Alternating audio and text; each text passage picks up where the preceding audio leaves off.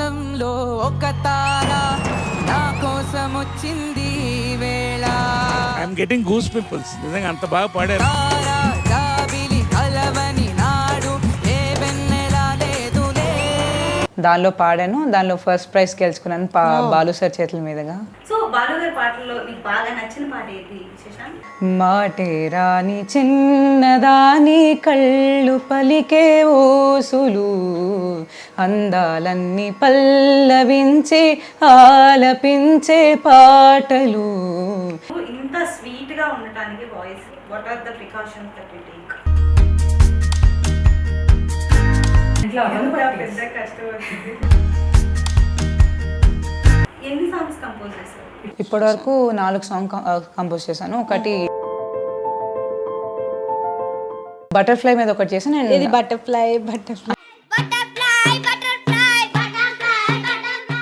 వేవేల వన్నెలా వేల కావ్యాలే దారిలా మనసులే చేరని బాధలే తీర్చని బదులులే నీ ప్రశ్నలేవని. ఇలా నీకు రాయటంలో ఎలా పదాల మీద గ్రిప్ ఎలా వచ్చింది? స్కూల్లో మాకు తెలుగు టీచర్ ఒక సార్ ఉండేవాళ్ళు. నీకు ఏదైనా టీమ్ ఉందా? 3-4 మెంబర్స్ ఈ మధ్య కాలంలో ఆల్బమ్ సాంగ్స్ అట్లాగా ఎక్కువ పాపులారిటీ వస్తుంది కదా. సో ఏ ప్లాట్ఫామ్ లో రిలీజ్ అపార్ట్ ఫ్రమ్ తెలుగు నీకు ఏ లాంగ్వేజ్ పాటలు అంటే ఎక్కువ ఇష్టం?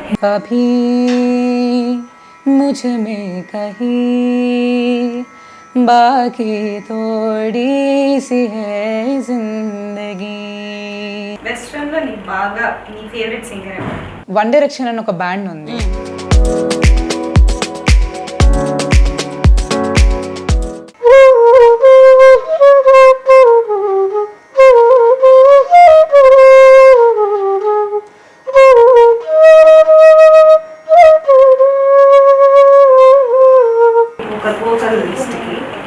క్లియర్ గా త్రోట్ ఉంచుకోవడం, నువ్వు ఇందాక ఏదైతే చెప్పావు ఐస్ క్రీమ్ తినకూడదు, చల్లటి తాగకూడదు, అట్లాగా ఫ్లూట్ వాయించే వాళ్ళకి వాళ్ళు ఏం ప్రికాషన్స్ ఫాలో అవుతారు? ఎక్కువగా బ్రీతింగ్ ఎక్సర్సైజ్ చేస్తే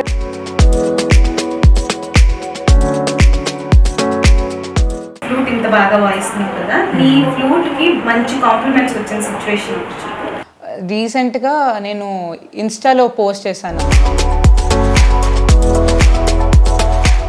అయితే నీ ఫ్రెండ్స్ ఎలాంటి సాంగ్స్ ఇష్టపడతారు? ఎక్కువగా ఊపున్న సాంగ్స్. మొన్నే సిద్ధార్థ్ వచ్చినట్టున్నారు ఈ షోకి. నిలువత్తము నేను ఎప్పుడైనా నువ్వు ఎవ్వరు అని అడిగేనా, ఆ చిత్రమే గమనిస్తున్నా కొత్తగా. నువ్వు విన్నది నీ పేరైనా నిన్ను కాదని అనిపించేనా, నా సంగతి కనిపెడుతున్నా వింతగా. ఈ సాంగ్ నువ్వు పాడినప్పుడు వాట్ వాస్ హిస్ రియాక్షన్?